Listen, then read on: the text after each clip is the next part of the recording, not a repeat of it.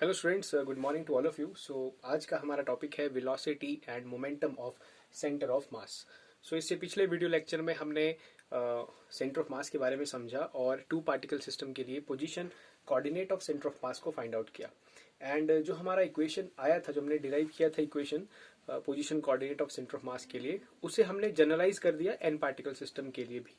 तो आज हम उसी इक्वेशन की मदद से जो है वेलोसिटी और मोमेंटम सेंटर ऑफ मास का निकालने जा रहे हैं। एज वी नो दैट जो टू पार्टिकल सिस्टम के लिए सेंटर ऑफ मास का कोऑर्डिनेट का इक्वेशन रहता है वो कुछ इस तरह से रहता है, जिसे हम r vector is equal to m1 r1 plus m2 r2 divided by m1 plus m2। So students, ये इक्वेशन हमने लास्ट क्लास में डिराइव किया था। ये था position coordinate of centre of mass. r vector is the position coordinate of centre of mass. And ये two particle system के लिए है, ऐसा सिस्टम जिसमें दो पार्टिकल्स हैं जिनका मास एक का m1 है, दूसरे का m2 है। इसी इक्वेशन को हम जनरलाइज कर लेते हैं n पार्टिकल सिस्टम के लिए भी। तो अगर n पार्टिकल सिस्टम के लिए जनरलाइज करेंगे तो इसमें सिर्फ इस तरह से चेंजेस आएंगे। It is like m3 r3 vector up to so on mn rn and divided by m3 up to so on mn. As we know that this m1 plus m2 plus m3 up to so on n, हमने एक ऐसा system ले रहे हैं अब जिसमें n number of particles हैं। तो m1 plus m2 plus m3 को जो है हम कैपिटल M लिख सकते हैं, बिकॉज ये जो नीचे आप इक्वेशन दिख रहे हैं, डिनोमिनेटर में जो टर्म आप देख रहे हैं, ये बेसिकली सिस्टम का टोटल मास है। So this m1 plus m2 plus m3 up to so on can be replaced by capital M, where capital M represents the total mass of the system. Total mass of system, ये एक ऐसा system है जिसमें n number of particles हमारे पास है। तो हमारा position coordinate या पोजीशन वेक्टर का जो इक्वेशन है वो थोड़ा इस तरह से चेंज होगा। m1 r1 plus m2 r2 up to so on mn rn divided by capital M. So this is the equation of position vector, or this is the position coordinate of center of mass of a n particle system. हमें निकालना है centre of mass का velocity और centre of mass का momentum.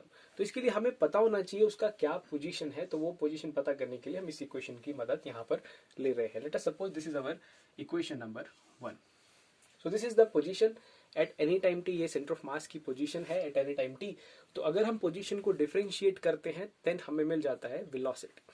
तो हम इस equation number 1 का डिफरेंशिएशन करेंगे both sides and we get the expression for velocity. So it is written as dr by dt। तो अगर लेफ्ट साइड में कर रहे हैं तो राइट साइड में भी हमें डिफरेंशिएशन करना पड़ेगा। So dr by dt gives us the capital V, और we can write here V centre of मास।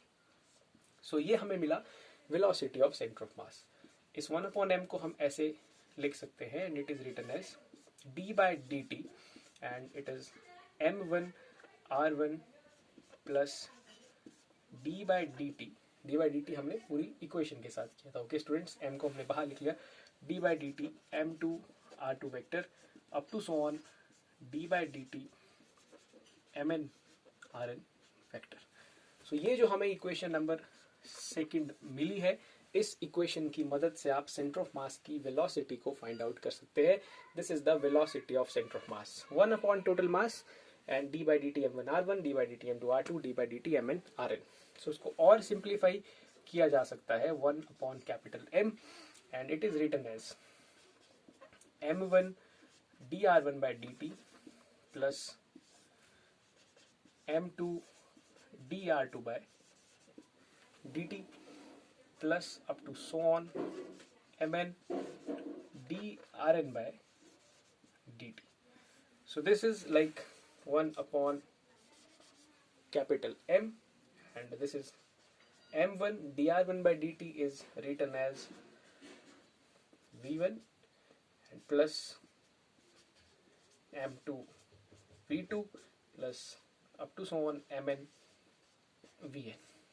तो ये जो है हमारे पास हमें इक्वेशन मिल रहा है वेलोसिटी ऑफ सेंटर ऑफ मास के लिए 1 upon m m1 v1 plus m2 v2 plus mn vn। सो ये हमें velocity of centre of mass का इक्वेशन मिल गया है। इस इक्वेशन की मदद से अब हम momentum of centre of mass को भी आसानी से फाइंड आउट कर सकते हैं। So we just named it this equation है, इसको हम नंबर 4 दे देते हैं या नंबर 3 हमें से लिख लेते हैं। तो 3 की मदद से अब हम सेंटर ऑफ मास का मोमेंटम भी फाइंड आउट कर सकते हैं। जस्ट इसे यहाँ पर इसकी हमें जरूरत नहीं है। So as we have the equation for velocity of centre of mass, so आप इसे यहाँ पर एक बार फिर देखिए, v centre of mass is equal to 1 upon capital M, and यहाँ पर है m1 m2 v2 to so on, this is mn vn. Now using this equation we can also get the expression for momentum. So इस मास को आप उधर लेके चले जाइए, ये मास है सिस्टम का total mass and it is written as m v cm and it is equal to m1 v1 plus m2 v2 up to so on mn vn. So this is the expression for momentum of centre of मास। तो ये expression हमें बता रहा है कि जो centre of mass का momentum है it is basically equal to the sum of the individual momentums of the particles. ये पहले पार्टिकल का मोमेंटम है, ये दूसरे पार्टिकल का, तीसरे का, चौथे का, सभी पार्टिकल्स के मोमेंटम का ये वेक्टर सम है और वही आपका बेसिकली बराबर होगा सेंटर ऑफ मास के मोमेंटम के equal. So using these equations we can easily derive the expression for the momentum of center of mass. This is the velocity of center of mass and this is the momentum of the center of mass. So this is quite easy. हमने शुरुआत किया position coordinate के साथ, r के साथ, m1 r1 plus m2 r2 upon m1 plus m2, 2 particle system के लिए equation drive किया, उस इक्वेशन को लिखा n नंबर ऑफ पार्टिकल्स के लिए m1 r1 plus m2 r2 up to mn rn divide by total mass of the body. फिर position जो कोऑर्डिनेट मिला है सेंटर ऑफ मास का उसकी डिफरेंशिएशन किया with respect to time. Position का differentiation with respect to time हमें देता है वेलोसिटी, वहां से हमें वेलोसिटी का एक्सप्रेशन मिल जाता है, दैट इज लाइक दैट। और जब वेलोसिटी मिल जाती है तो हम टोटल मास को उधर लेके जाते हैं और हमें मोमेंटम का इक्वेशन मिल जाता है। So this is the equation for momentum of centre of mass and this is the equation for velocity of centre of mass. I hope आपको ये समझ आया होगा। This is quite easy with that. Thank you very much.